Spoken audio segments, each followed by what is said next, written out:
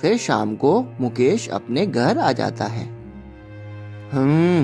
मैं कल ही जाकर धर्मवीर के लड़के राजेश से बात करता हूँ कि वह पुलिस भर्ती की परीक्षा में मेरी जगह बैठ जाए। साला उसका बाप बहुत बोल रहा था कि मेरा बेटा इस बार सरकारी नौकरी जरूर लग जाएगा। धर्मवीर को अपने बेटे पर बहुत ही ज्यादा भरोसा है। हा हा हा हा, तो अब वह भरोसा मेरे काम आएगा। हा हा हा हा, मैं उसे अपने जाल में फंसाकर अपना काम करवा लूंगा। हा हा। फिर अगली सुबह मुकेश राजेश को अपने पास बुलाता है। जी मालिक, आपने मुझे बुलाया?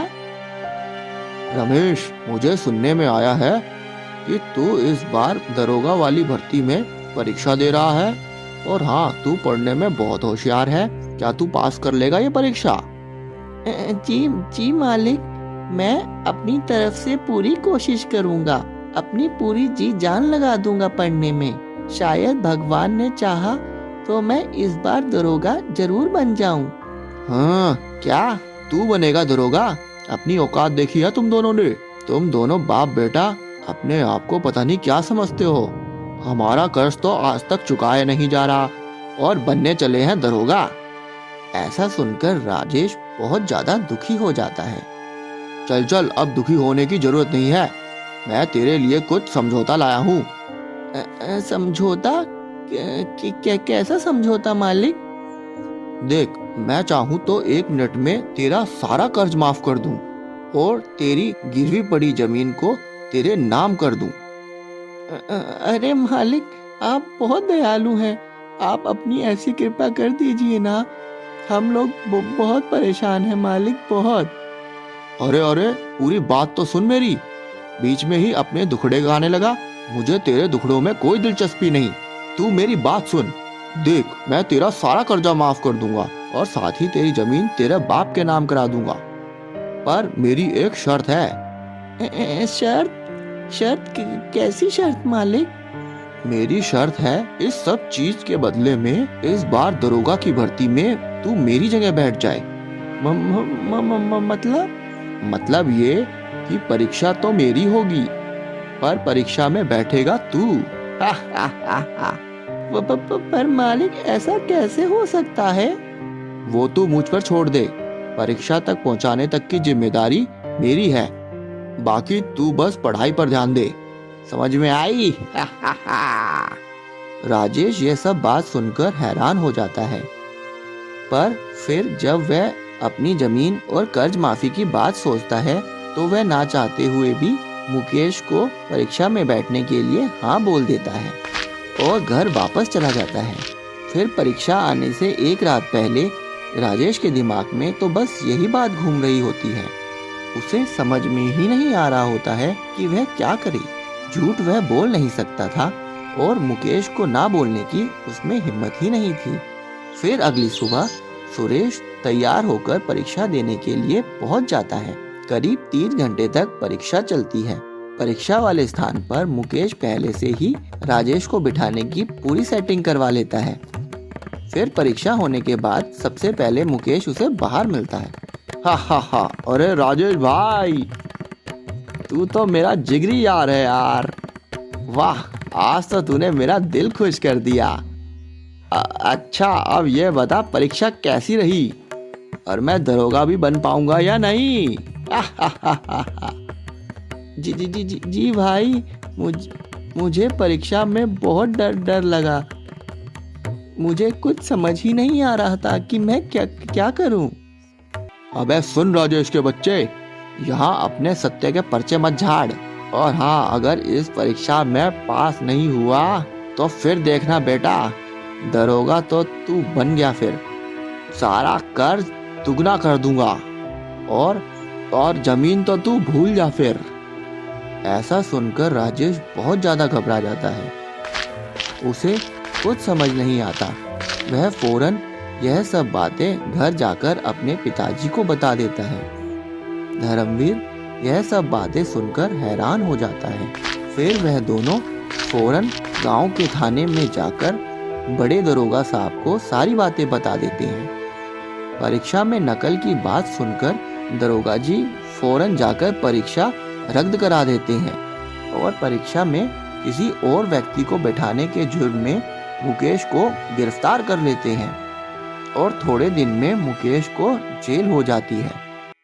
फिर थोड़े दिन बाद फिर से सरकार की तरफ से परीक्षा होती है, पर इस बार राजेश अपने ही नाम पर परीक्षा देता है और परीक्षा में पास होकर दरोगा बन जाता है।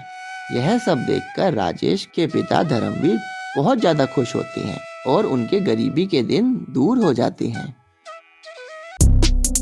बहुत समय पहले की बात है, भागलपुर नामक गांव में सोहन नाम का एक लड़का अपने पिताजी के साथ रहा करता था।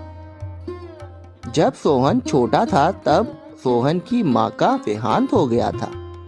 तब से सोहन की परवरिश उसके पिताजी ने ही की। घर में माँ ना होने के कारण बच्चे अक्सर बिगड़ ही जाते हैं। अतः सोहन भी सारा दिन अपने दोस्तों के साथ घर से बाहर ही रहता और घर पर रात को बहुत ज्यादा लेट आता। उसकी इस हरकत से सोहन के पिताजी बहुत परेशान थे।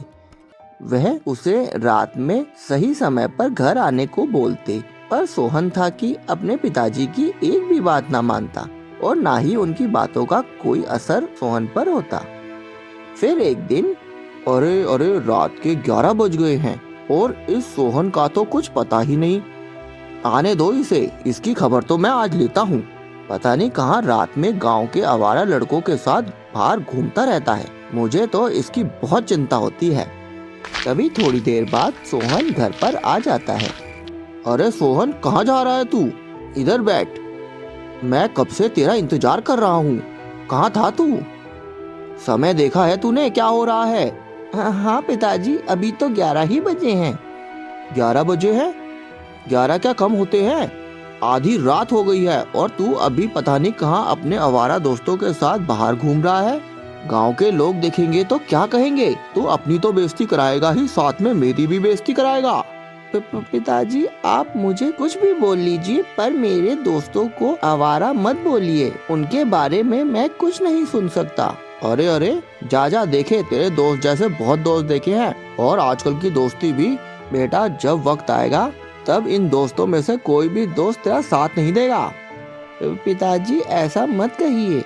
मेरे दोस्त हर समय मेरे साथ देने के लिए तैयार रहते हैं। उन जैसा दोस्त ना कोई है और ना ही कभी होगा। हाँ हाँ, देखा है मैंने। आजकल के दोस्त कोई साथ नहीं देता, वक्त आने पर सब भाग जाते हैं। दोस्त की बात करता है, दोस्ती तो हमारे जमाने में हुआ करती थी। मेरे गांव के आज भी दोस्त मेरे लिए जान दे सकते हैं। पिताजी, आपको सिर्फ मेरे ही दोस्तों से दिक्कत है, आपको अपने दोस्तों से दिक्कत नहीं। अच्छा, तो तुझे इतना भरोसा है अपने दोस्तों पर? तो ठीक है, चल मेरे साथ, अभी पता चल जाएगा कि ये तेरे दोस्त कितने काम के हैं। हाँ, चलिए चलिए पिताजी। देखना, मुझे आवाज भी नहीं लगानी पड़ेगी कि उससे पहले मेरे यार मेरे पास होंगे। चल, आज मैं भी देखता हूँ तेरी यारी। तू एक काम कर, तू मुझे अपने एक जिगरी दोस्त के घर ले चल। फिर रात में ही सोहन और उसके पिताजी सोहन के जिगरी दोस्त के घर पहुंच जाते हैं। लो पिताजी, यह घर मेरे जिगरी दोस्त का है। मैं दोस्त को आवाज लगाता हूँ। ऐसा कहकर सोहन अपने दोस्त को आवाज लगाता है। बिरजेश, बिरजेश, बिरजेश भाई, बिरजेश, ओ बिरजेश, बिरजेश भाई। तभी बिरजेश का छोटा भाई बिरजेश के पास जाकर उसे जगाता है।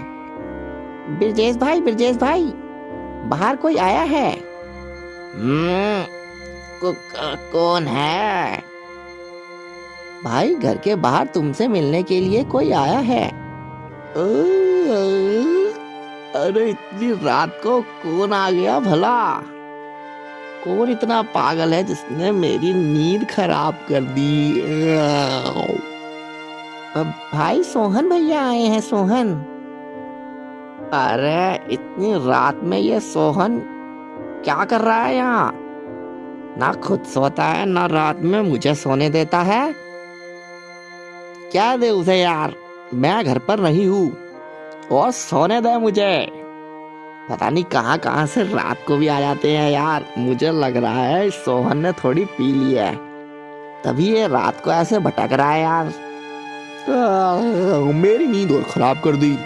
क्या दे जाओ उसे, मैं घर पर नहीं हूँ। देखा, सुन लिया तुमने, और देख लिया अपने जिगरी यार को, जिसके लिए तू दिन रात घर से बाहर रहता है। कर दी उसने मदद तेरी। बात करता है दोस्ती की।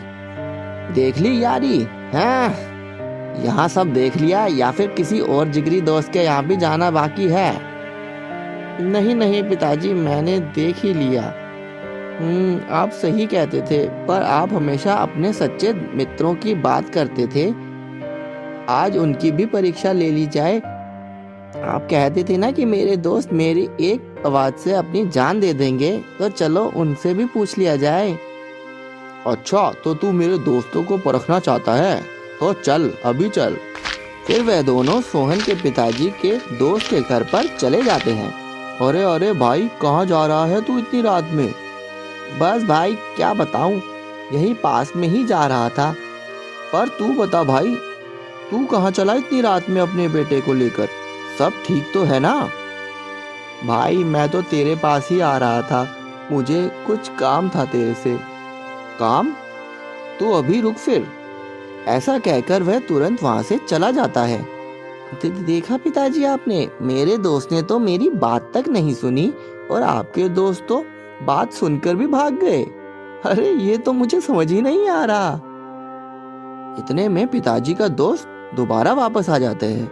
हाँ भाई चल, अब मैं तैयार हो गया हूँ।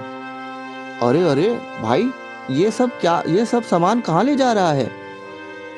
देख भाई, अगर लड़ाई हो गई हो तो मैं ये लाठी लेकर आया हूँ, ताकि मेरे पास ये लाठी रहे और मैं उससे लड़ सकूं। और अगर कोई और बात हुई हो तो ये पैसे रहे जो मैंने अपनी कमाई से जोड़ के रखे हैं। तू मेरा दोस्त ही नहीं, मेरा भाई भी है, और मेरा भाई अगर तकलीफ में हो और मैं पीछे हट जाऊं, ऐसा तो सवाल ही नहीं होता। भाई आज तूने दिखा दिया दोस्ती का सच्चा मतलब। यारी में जान भी देनी पड़े तो दे देनी चाहिए भाई। तू मेरा सच्चा दोस्त है। और हाँ भाई, मुझे इन सब पैसों की कोई जरूरत नहीं। मैं तो अपने बेटे को यह सबक सिखा रहा था कि दोस्ती कहते किसे हैं।